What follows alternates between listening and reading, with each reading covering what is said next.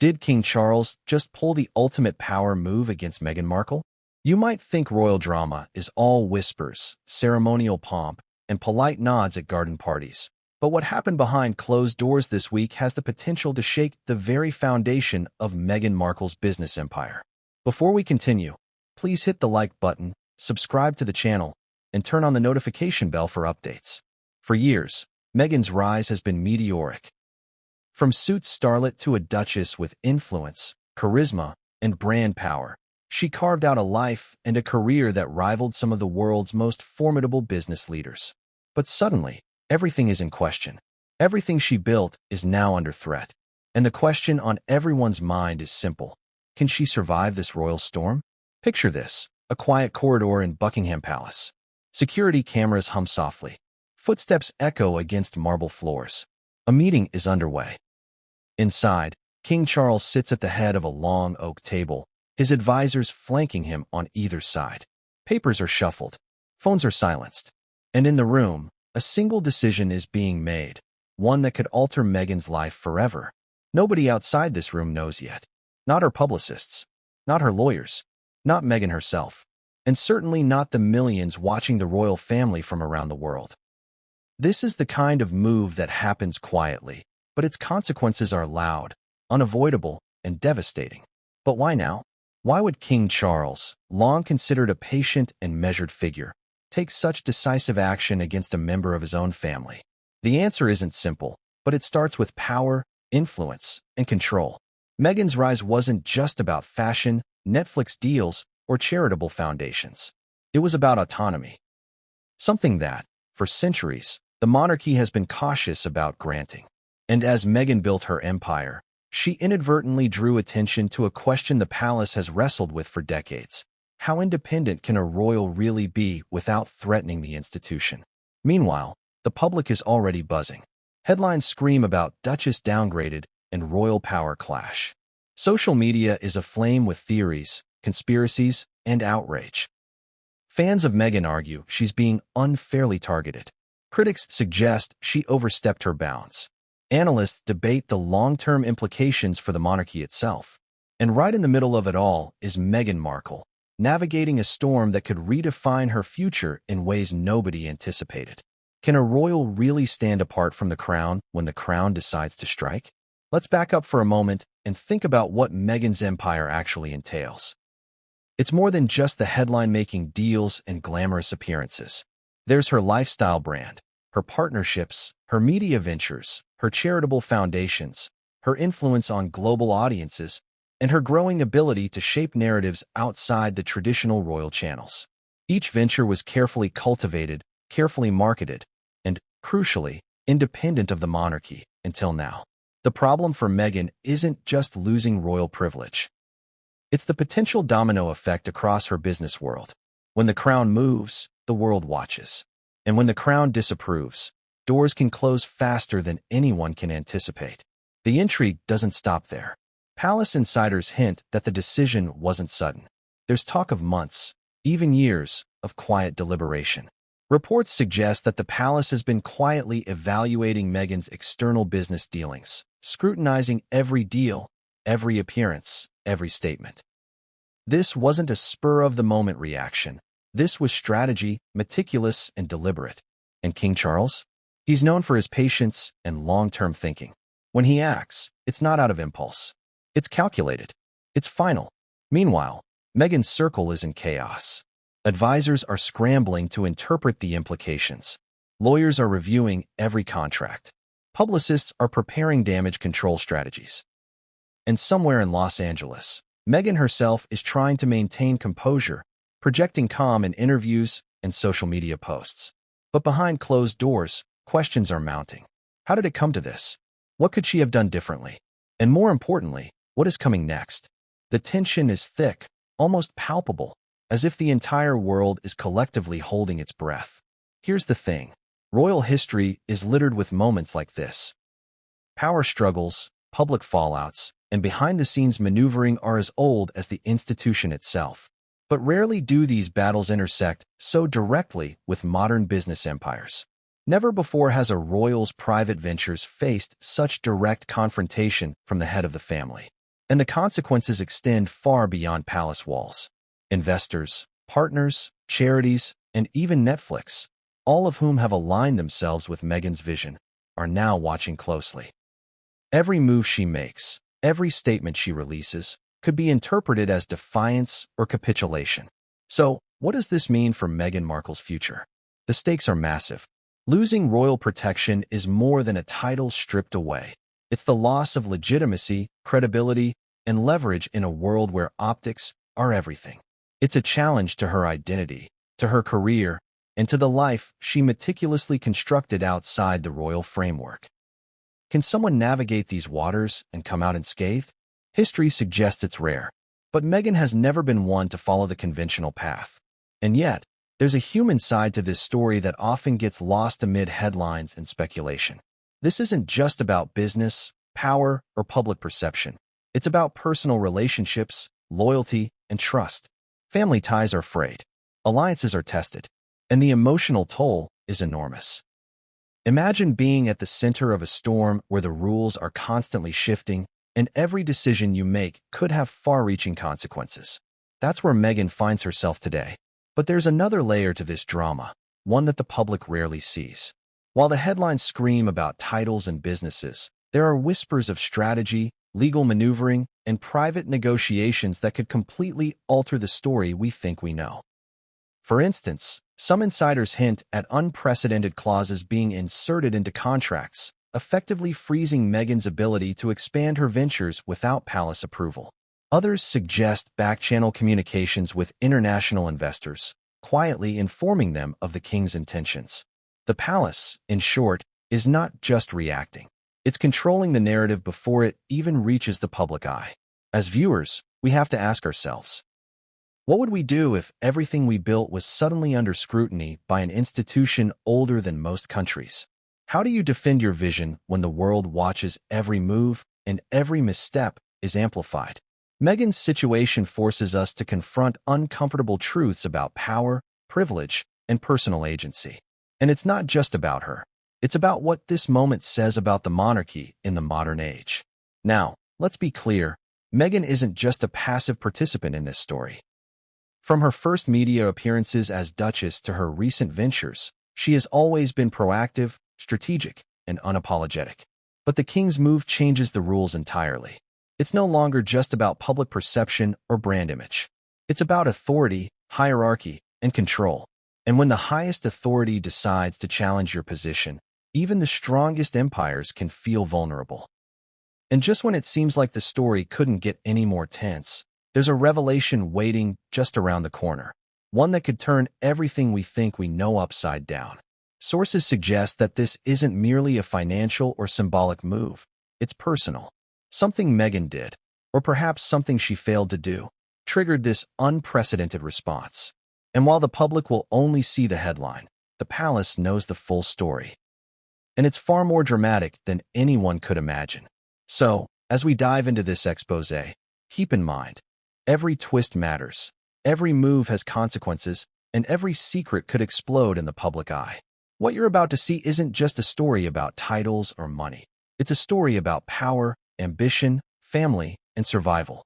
And at the center of it all is Meghan Markle, facing a challenge that could define her legacy forever. The tension in Buckingham Palace that day was unlike anything staff had seen in years.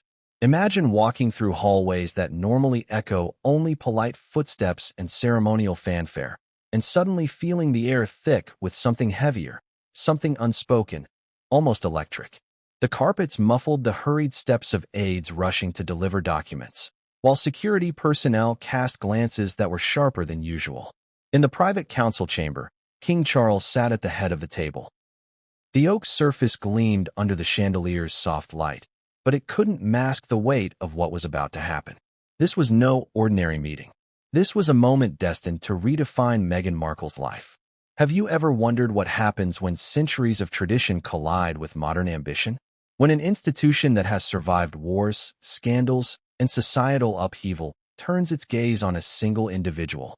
That's exactly what was happening here. King Charles, known for his measured tone and patient approach, wasn't here to debate. He wasn't here to advise. He was here to decide, and everything depended on his single judgment.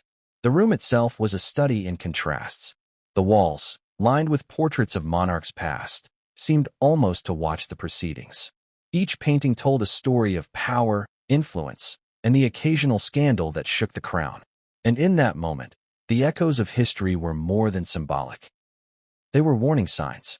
Advisors in tailored suits and discreet ties shifted nervously in their seats, papers rustling like whispered secrets. Some whispered to each other, their voices barely audible, while others waited in tense silence, understanding that their own fates could be influenced by the outcome of this meeting. King Charles began speaking, his voice calm, measured, but carrying an undercurrent of authority that left no room for misinterpretation. He spoke of loyalty, of the responsibilities of the royal family, and of the subtle ways individual actions could ripple outward, impacting not only the monarchy but the nation itself. Yet beneath the veneer of formal diplomacy was a more pressing message. Meghan's independence, her business dealings, and her rising public influence had crossed an invisible line. The line that no royal could overstep without consequence. You might be asking yourself, how could a private business empire provoke such a reaction from a monarch? After all, Meghan's work had always seemed separate, external, almost personal. But here's the truth. In the monarchy, the personal and the political are never truly separate. Every public move, every media appearance, every commercial partnership has implications for the family. It's not just about money. It's about perception, influence, and control. Meghan's growing autonomy represented a challenge to a centuries-old balance of power, one that King Charles was determined to protect. As the meeting progressed, advisors presented their reports with clinical precision. Charts, timelines, and confidential memos were spread across the table. The numbers themselves were staggering: millions in revenue, contracts with global partners, and strategic alliances that positioned Meghan as more than a celebrity.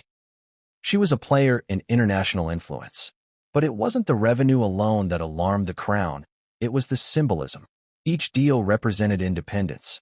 Each partnership represented the potential to operate beyond the traditional constraints of royal protocol. And for King Charles, that was a line that could not be ignored.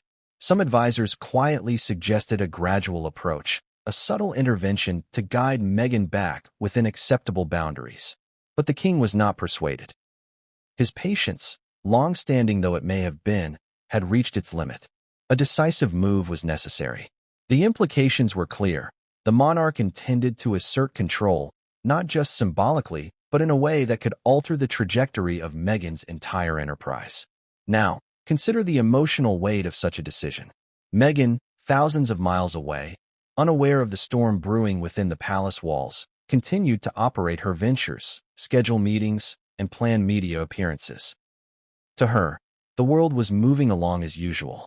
She had no inkling that, at that very moment, a decision was being forged that could freeze her operations, challenge her authority, and question her role in a family that had long been the subject of global fascination. The advisors exchanged tense glances. Some knew the weight of this decision could not be overstated. Removing royal privilege, controlling business influence, or issuing formal directives could reverberate across industries and international markets. One misstep, one leak, and the media would pounce with relentless intensity. But despite these concerns, King Charles remained unyielding. In his view, the preservation of the monarchy's integrity outweighed any risk of short-term scandal.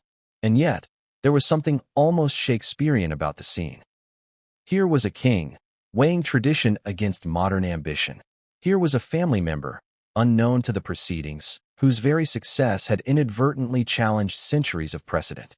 And here were advisors, caught between loyalty to the crown and empathy for the subject of its scrutiny. The stakes were monumental, the pressure immense, and the outcome uncertain. Perhaps the most striking element of the meeting was the level of secrecy involved. Not a single note could leave the room. Not a single voice could carry the details to the outside world. The decision had to remain confidential until the king chose the moment to reveal it. This secrecy amplified the tension, creating an almost tangible sense of suspense. Every word, every pause, every glance was loaded with consequence. For those present, it was an exercise in discipline, loyalty, and in some cases, fear. Some sources claim that King Charles outlined a series of measures, not all of which were strictly financial. There were discussions about brand restrictions, limitations on public appearances, and directives that could subtly undermine Meghan's influence without attracting immediate public attention. These moves, while appearing minor individually, collectively had the potential to destabilize her operations. It was the kind of calculated strategy that has been used throughout history to assert dominance quietly, without creating a public spectacle. Now, let's pause and consider what this meant on a human level. Imagine being in Meghan's shoes, building something with sweat, creativity, and intellect, only to have an authority figure thousands of miles away capable of altering the landscape beneath your feet. Every phone call, every negotiation, every contract could now be under scrutiny. It's a pressure cooker scenario, one that would test anyone's resilience, patience, and strategic thinking. As the meeting neared its conclusion, King Charles leaned back, his expression unreadable. Advisors knew the decision had been made. The discussion shifted to implementation, logistics, and timing. Who would deliver the message? How would the media be managed? Which allies could be mobilized quietly? Every detail mattered, and miscalculations could have severe consequences. The tension in the room was suffocating, a mix of anticipation and dread. Outside the chamber, palace staff sensed something unusual. Phones were off limits. Meetings were canceled. Visitors were turned away. And all the while, Meghan continued to operate in her usual sphere, unaware of the storm gathering over her head. The contrast between the calm she projected publicly and the decisive action being taken privately could not have been starker. It was a moment poised between normalcy and upheaval, between preparation and revelation. Finally, the meeting adjourned. Advisors filed out with silent acknowledgement of the gravity of the decision. Some whispered, speculating on how Meghan might respond. Others simply left, understanding that their role was to execute orders with discretion. But the king remained, alone for a moment, contemplating the ripple effects of the move he had just authorized. This wasn't just about a title or a business. It was about authority, control, and legacy. And the consequence was clear. Meghan Markle would wake up the next morning to a reality she couldn't yet see. A reality where her empire, her influence, and her role as Duchess were suddenly under unprecedented scrutiny. Where every decision she made could be interpreted through the lens of palace politics. Where the world's gaze, already intense, would be focused even more sharply. And in that quiet moment, the stage was set for the drama that would unfold over the coming weeks, months, and perhaps even years. When you think of Meghan Markle, what comes to mind? The glamorous red carpet appearances, the royal titles, the media frenzy surrounding every move? Those are the headlines, the sound bites. But beneath the surface lies an empire most people only glimpse in passing. A network of businesses, partnerships, and influence that rivals that of Fortune 500 executives. And this empire, carefully curated over years, is exactly what has drawn the attention of King Charles. It all began long before the Netflix deals, the lifestyle brands, and the charitable foundations. Meghan's approach to building influence was methodical. Each project was not only a statement of personal ambition, but also a strategic positioning within a world that often pits individuality against tradition. Consider her lifestyle brand. It wasn't just about fashion or aesthetics. It was about creating a persona that could exist independently of the crown while still leveraging the aura of royalty. Every campaign, every product, every collaboration was calculated to appeal to a global audience while maintaining a sense of authenticity. And authenticity is currency in today's media-driven world. But it wasn't just about image. The numbers tell a story too. Millions in revenue, international partnerships, licensing deals, and endorsements had transformed Meghan from actress to mogul. She wasn't merely a celebrity. She was a brand unto herself. Each venture reinforced the other. Media appearances boosted her charitable work, which in turn strengthened her credibility with investors, which then cycled back to increase the value of her commercial partnerships. It was a carefully woven web, one that required constant attention, foresight, and diplomacy. And yet, the very success of this empire was precisely what made it a threat in the eyes of the palace. Meghan's business dealings weren't isolated. They intersected with public perception, political optics, and, crucially, the monarchy's reputation. Every deal, every media appearance carried dual significance. It was a personal success and a public statement. For King Charles, this presented a dilemma.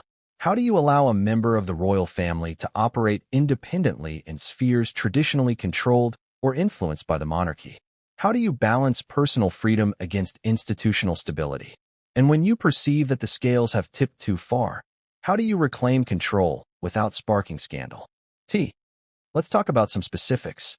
One of Meghan's most ambitious ventures was her lifestyle brand, which encompassed fashion, wellness, and media collaborations.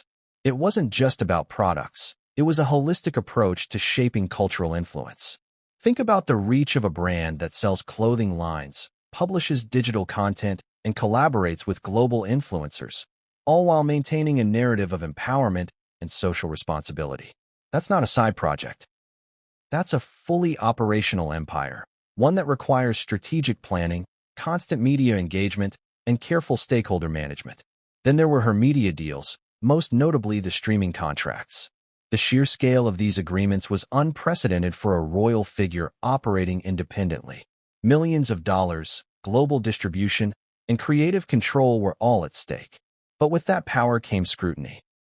Investors and partners watched closely, not just for profitability, but for the potential backlash from royal institutions. Every deal, while lucrative, became a potential flashpoint. And as King Charles weighed the implications, it became clear that the stakes were not simply financial. They were symbolic. Charity work, too, was a critical pillar of Meghan's empire. While many royals engage in philanthropy, Meghan's approach was distinct. She aligned charitable initiatives with her personal brand and values, creating a synergistic relationship between influence and impact. This approach, however, further complicated her position. The monarchy historically relies on carefully curated charitable involvement, ensuring that messaging, public exposure, and social impact align with institutional goals. Meghan's independent strategy, while effective, disrupted that balance, creating tension behind closed doors. And yet, there was a brilliant simplicity in her approach. By connecting media, commerce, and charity, Meghan had constructed a self-reinforcing system. Public attention fueled credibility. Credibility attracted partnerships. Partnerships increased influence. Influence amplified the brand. And the cycle repeated itself. It was modern, efficient, and, in many ways, unstoppable. That is, until the crown intervened. What's fascinating here is the contradiction at the heart of Meghan's empire. On one hand, she was a member of one of the world's oldest and most revered institutions. On the other hand, she operated in spheres that demanded independence, agility, and innovation. Those two worlds, royal tradition and entrepreneurial ambition, are rarely compatible. And when they collide, the results can be explosive. Which brings us back to the secret royal meeting, where a single decision would send shockwaves across every layer of her empire. Consider the human factor. Meghan was not naive. She understood the visibility of her position and the potential consequences of stepping beyond certain boundaries. But there's a difference between theoretical understanding and the reality of a king's decisive action. Independence in a royal context is a balancing act that leaves little room for error. Every choice, every initiative, every public appearance carries amplified significance. For Meghan, the empire she built with such care was now under scrutiny not from competitors or investors, but from the very institution she once served with pride. Even the most seasoned advisors knew the magnitude of what was unfolding. Some quietly admired the sophistication of her network. Others worried about the vulnerabilities exposed by her autonomy. And then there were those who saw opportunity. An opening to guide, redirect, or even restrain her influence before it reached a level that could challenge traditional authority. And this is where the story takes another twist. While the world saw Meghan as confident, powerful, and in control, the palace was quietly preparing mechanisms to subtly, yet decisively, influence her operations. Not through public confrontation, not through overt threats, but through calculated, almost invisible moves designed to recalibrate her autonomy. It was a chess game where the stakes were nothing less than the future of her empire and her standing within the royal family. So, as you try to picture this, ask yourself, how do you build an empire while being watched by an institution that has survived centuries of internal and external threats? How do you maintain control, influence, and vision when every action could be scrutinized, challenged, or blocked? Meghan's story is a case study in ambition colliding with tradition, innovation clashing with hierarchy, and personal vision meeting institutional resistance. And as this chapter of her life unfolds, the tension is only increasing. Every contract, every partnership, every public statement is now a potential flashpoint. Every decision carries weight not just in the boardroom, but in the palace corridors, in global media, and in the court of public opinion. Meghan's empire, once a symbol of modern ambition, now exists under the shadow of a king's scrutiny, a scrutiny that has the power to reshape, restrict, or even dismantle it entirely. But what Meghan didn't yet realize, what the palace knew and had been quietly orchestrating, was that this was only the beginning. The next move, the first domino in a chain reaction, was about to fall, and it would change the way the world saw her, her empire, and the monarchy itself. Imagine receiving a letter that changes everything. Not a friendly note, not a business memo, not even a casual reminder of obligations, but a document, formal and unyielding, that instantly alters your standing, your influence, and your very identity. That's exactly what was delivered to Meghan Markle shortly after the secret meeting at Buckingham Palace. The contents were more than just words on paper. They were a declaration, a statement of authority, and a challenge. In essence, it was the royal ultimatum. Have you ever wondered what it feels like to have the power of an institution wielded against you in a single stroke? To have the world watching as someone with centuries of authority decides your next move for you? For Meghan, it was more than shocking. It was deeply personal. The letter wasn't just a notification. It was a reminder that no matter how vast her empire, how loyal her team, or how innovative her approach, the crown ultimately had the final say. The origins of the ultimatum trace back to months of quiet deliberation. Advisors, strategists, and royal legal teams had been assessing Meghan's business ventures, looking at contracts, partnerships, media appearances, and charitable initiatives. The concern wasn't her success, it was her independence. Every deal, every public appearance, every strategic partnership outside the palace's approval framework represented a potential challenge to the monarchy's authority. And in the eyes of King Charles, a decisive intervention was necessary. The letter itself was formal, meticulously crafted, and deliberately measured. It outlined specific limitations, expectations, and consequences. Some restrictions were overt.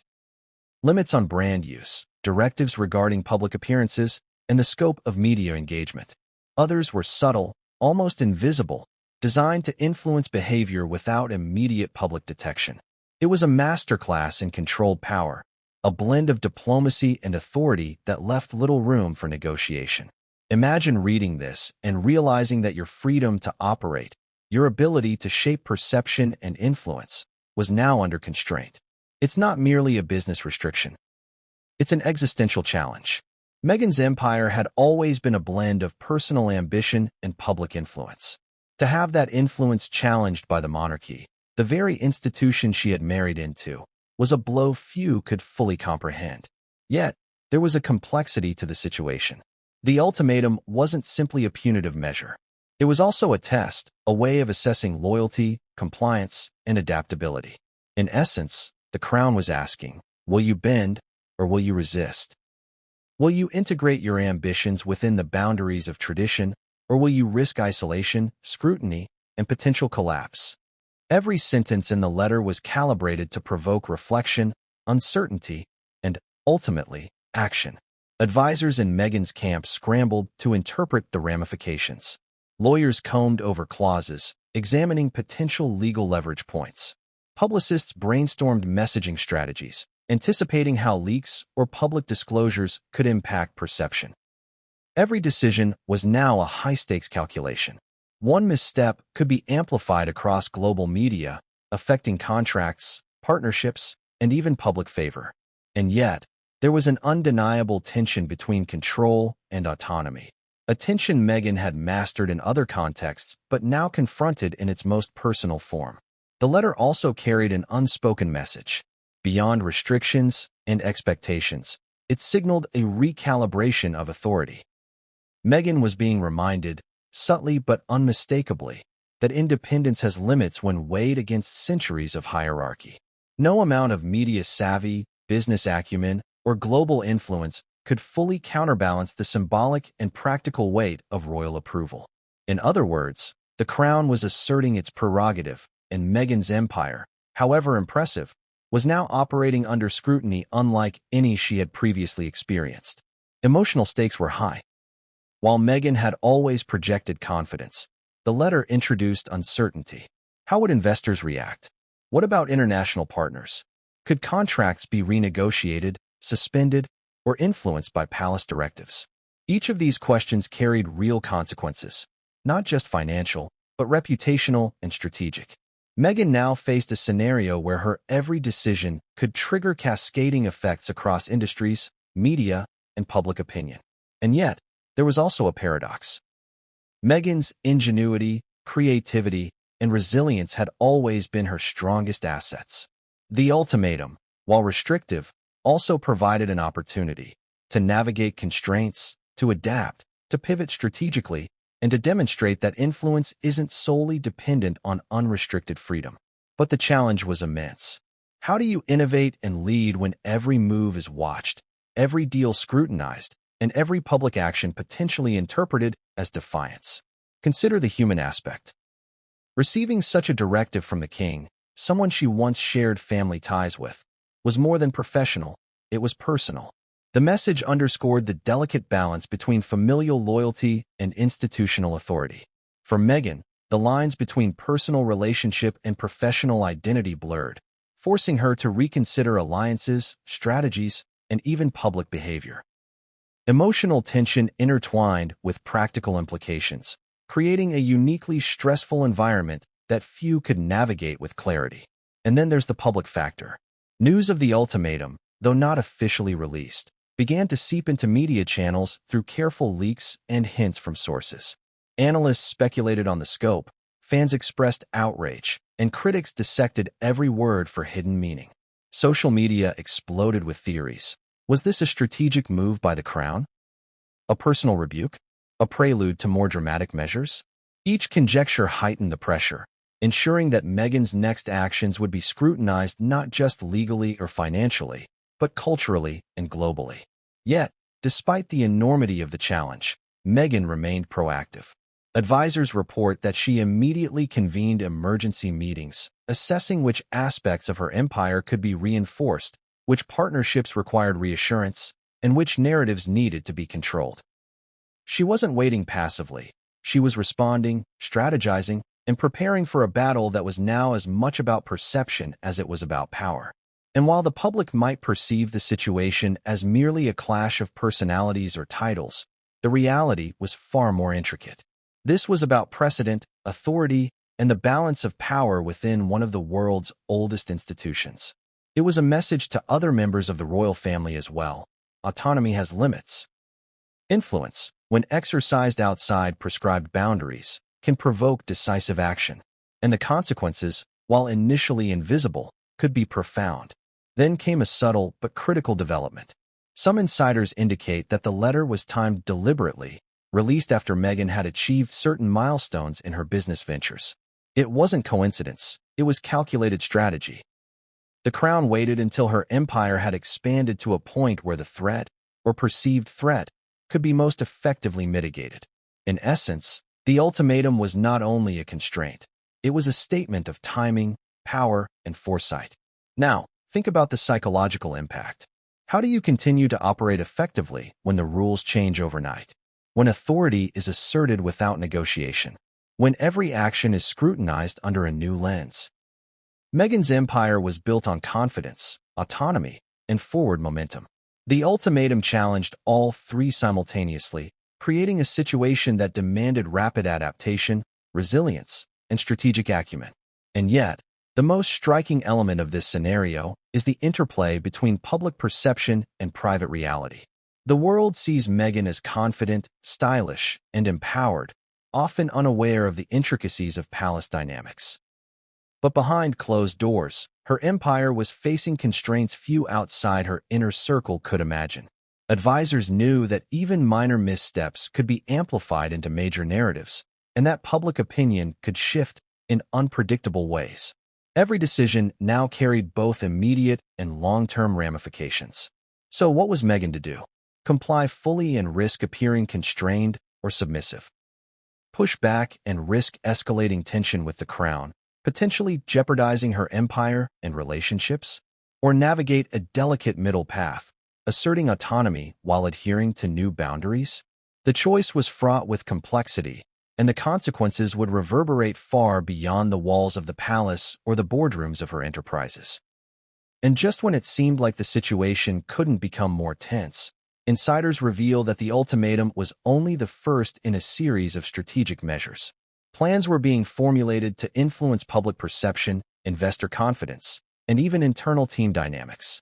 The letter was the opening move in a carefully orchestrated sequence designed to assert control, minimize risk, and redefine Meghan's operational autonomy. In short, the king's message was just the beginning.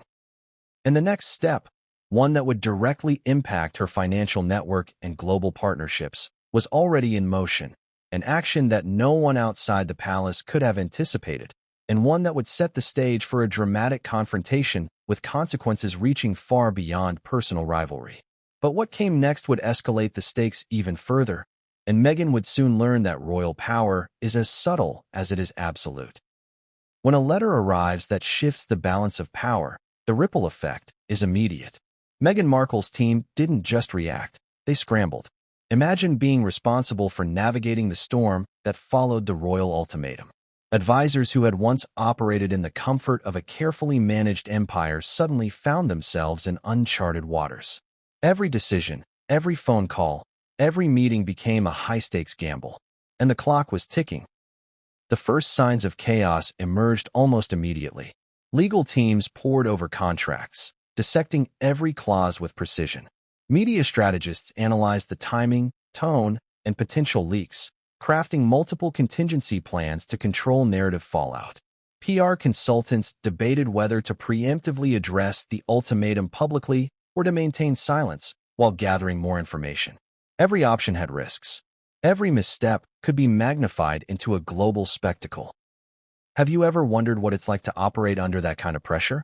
To know that your decisions, no matter how calculated, are being watched by the entire world? Advisors described the atmosphere as tense, bordering on frantic. Emails flew back and forth. Conference calls overlapped. The usual hierarchy within her team dissolved, replaced by urgent collaboration and a sense of near panic. Even seasoned professionals, accustomed to high-pressure situations, admitted they had never seen anything quite like it. The legal implications alone were staggering. Some clauses in Meghan's business contracts now conflicted with the restrictions outlined by the palace.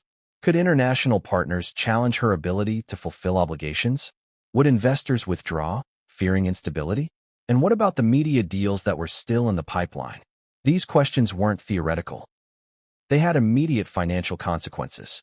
Every delay, every renegotiation, every perceived weakness could cost millions and tarnish the brand she had painstakingly built. Meanwhile, the PR team faced its own nightmare. How do you shape public perception when the palace itself is a silent but omnipresent player? Every statement, every social media post, every interview had to be scrutinized. Advisors debated which channels to use, which narratives to highlight, and how to position Meghan not as defiant, but as proactive and responsible. It was a delicate balancing act. Too much visibility could inflame the situation, too little could appear evasive. And there was internal tension as well. Team members, accustomed to operating within Meghan's vision, suddenly found themselves navigating constraints imposed by a royal authority far removed from day-to-day operations. Conflicts arose over priorities. Should the focus be on reinforcing the brand, negotiating contracts, or managing public messaging? Resources were stretched thin, and trust was tested as the pressure mounted. Even minor disagreements took on outsized significance because of the stakes involved. But the chaos wasn't just procedural, it was emotional. Advisors described a palpable sense of anxiety permeating the team. Some feared reputational damage. Others worried about financial fallout.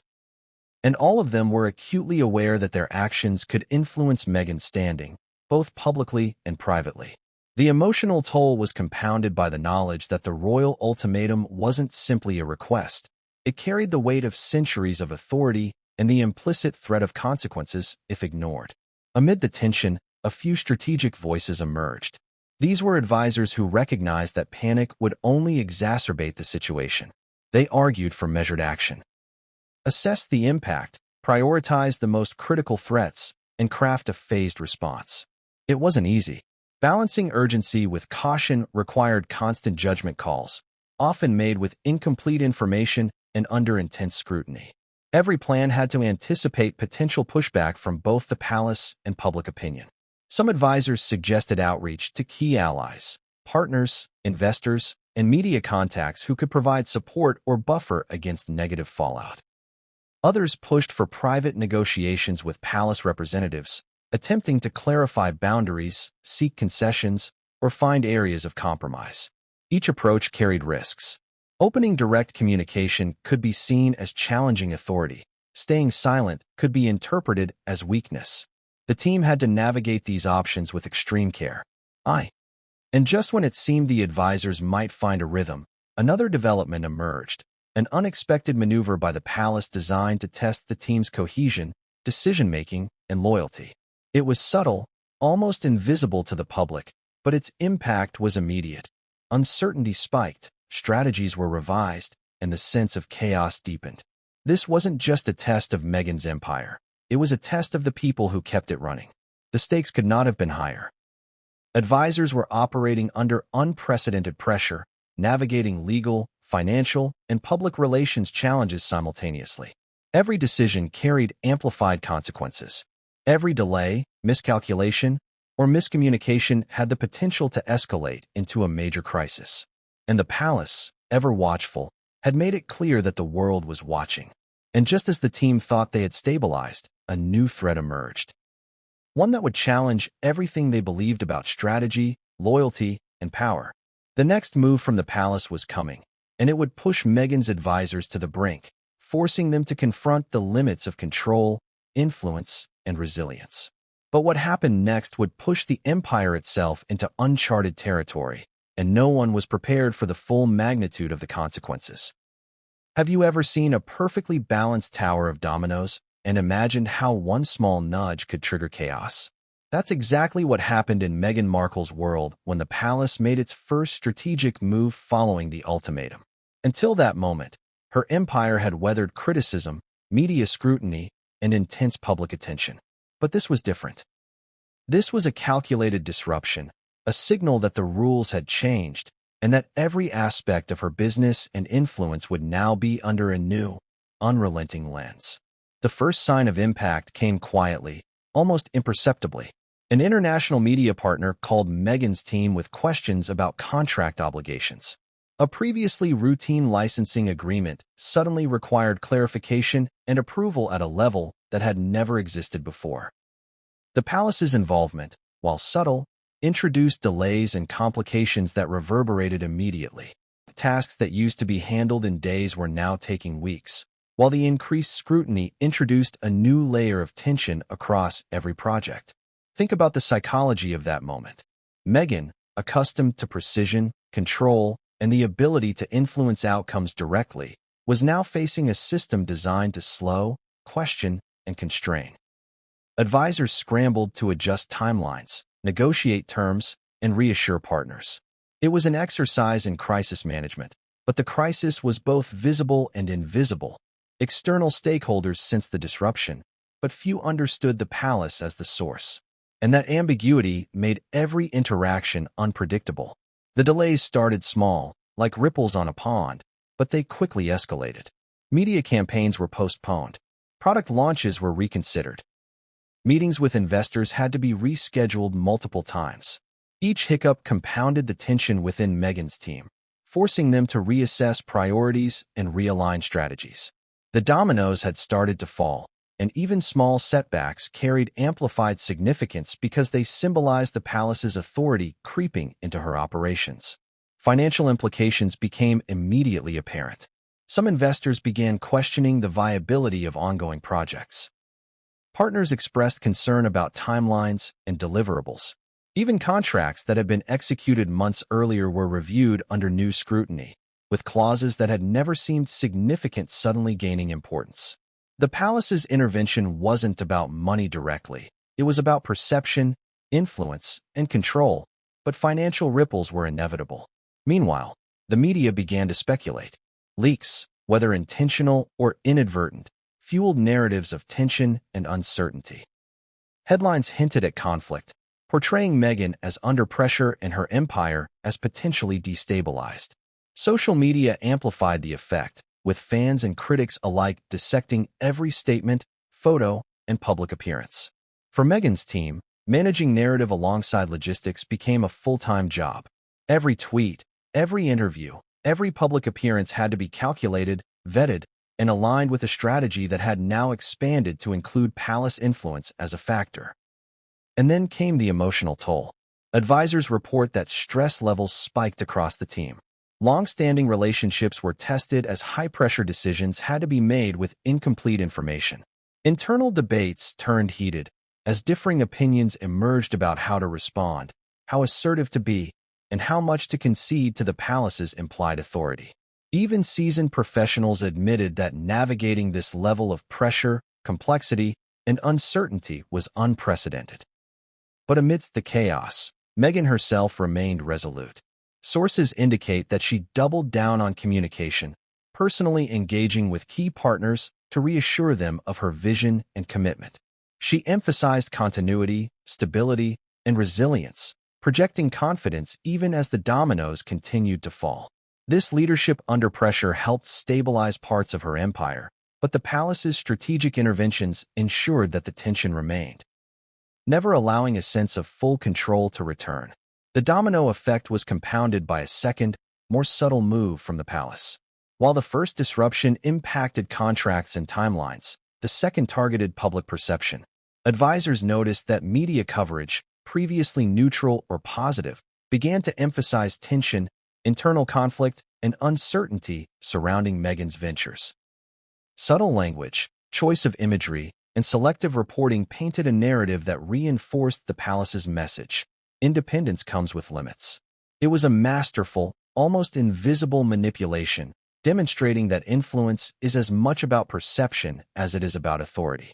And the pressure didn't stop there.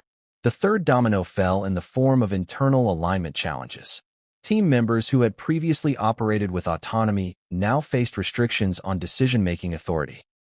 Minor approvals required higher-level sign-offs.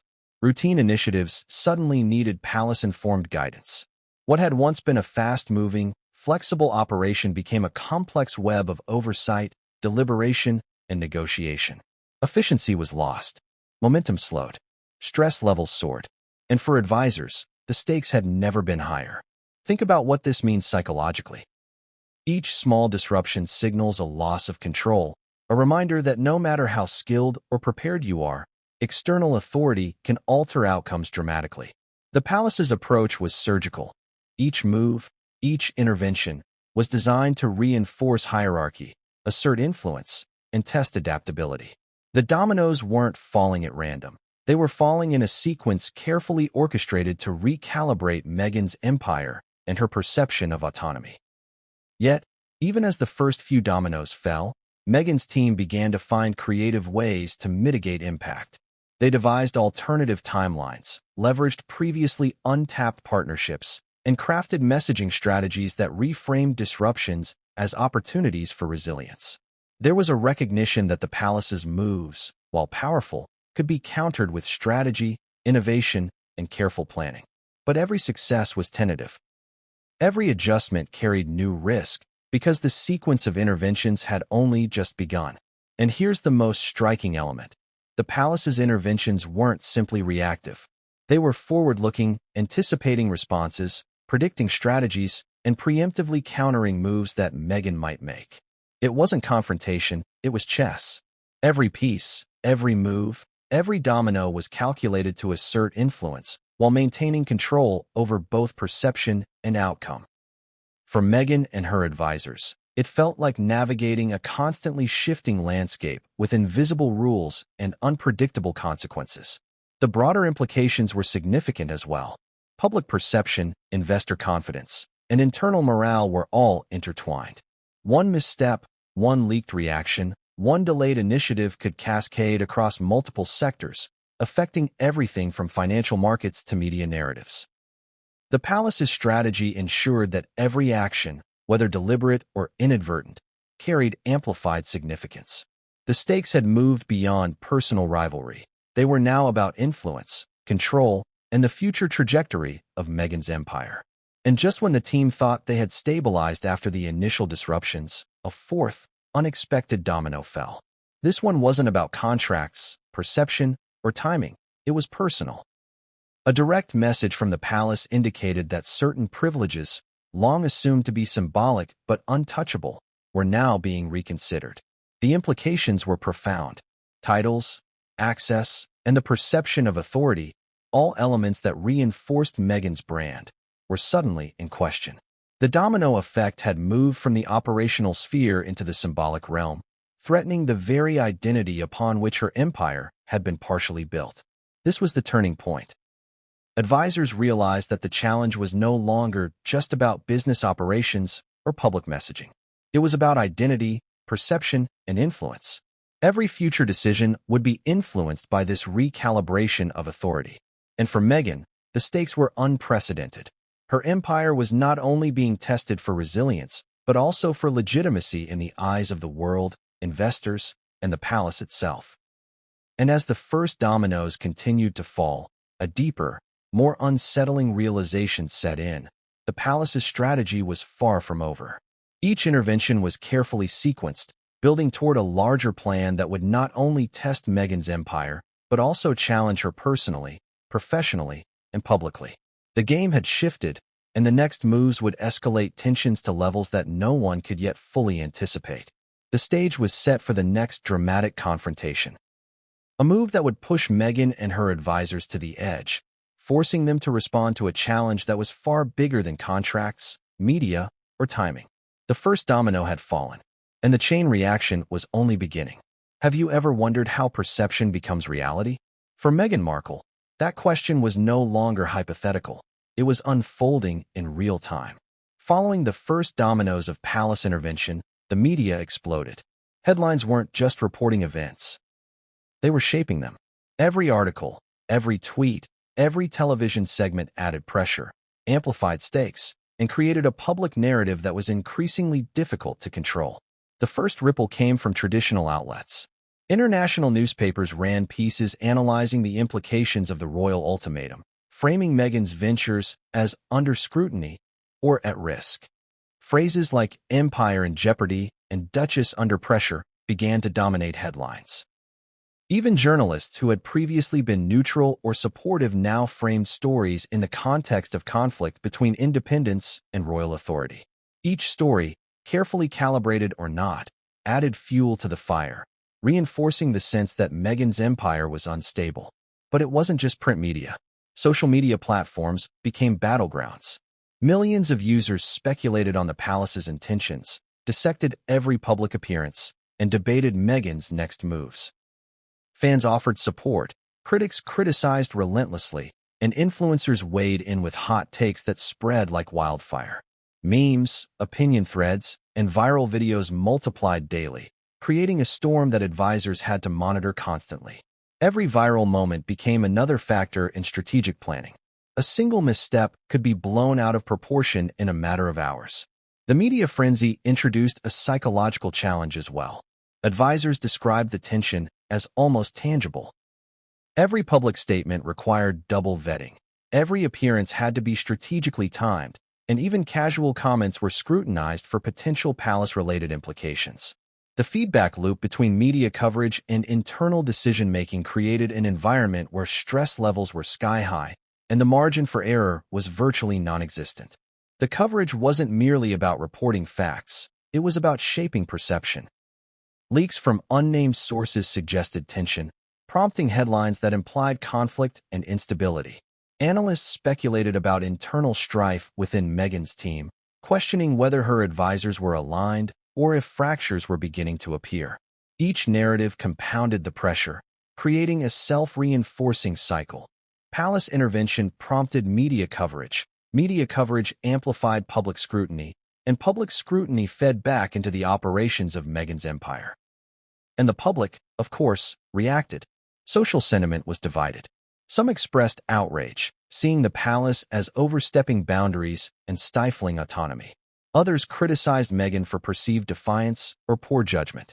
The polarized reaction created additional pressure on her team, forcing them to manage not just the operational and financial consequences, but also the narrative in the court of public opinion.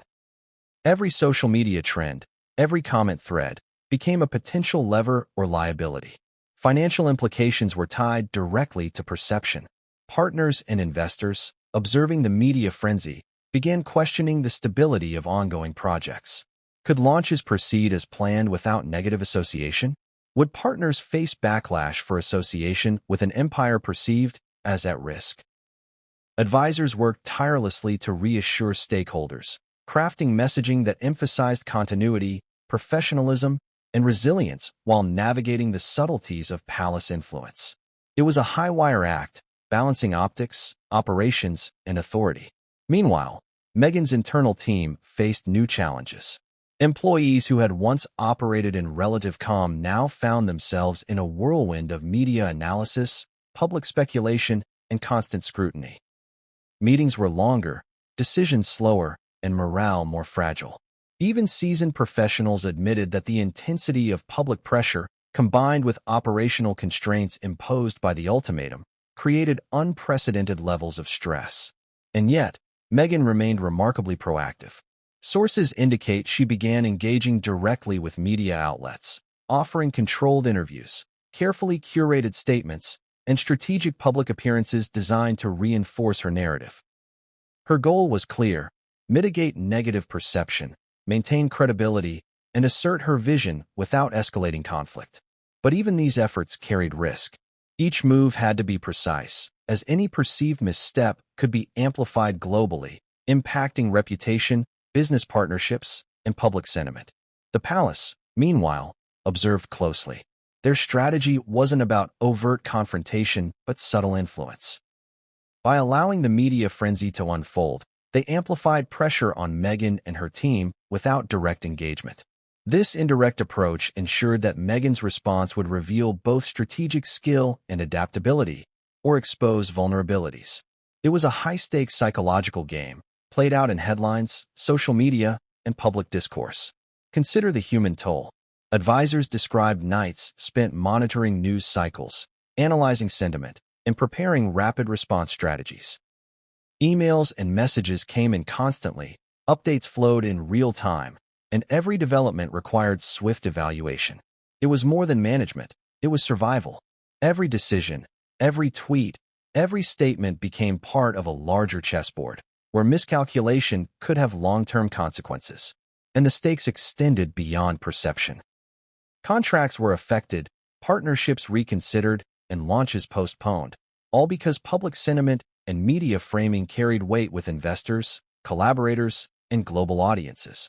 Even initiatives that were previously secure became subject to scrutiny, requiring careful navigation to maintain credibility and operational continuity.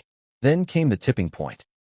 A high-profile media outlet published a detailed exposé that framed Meghan's empire as teetering on the edge due to palace pressure. The article, filled with analysis and unnamed sources, quickly went viral. Social media erupted. Critics felt vindicated, fans mobilized in defense, and influencers leveraged the story to amplify narratives of conflict and drama. For Meghan's team, the stakes had just escalated exponentially. This was no longer just about operational delays.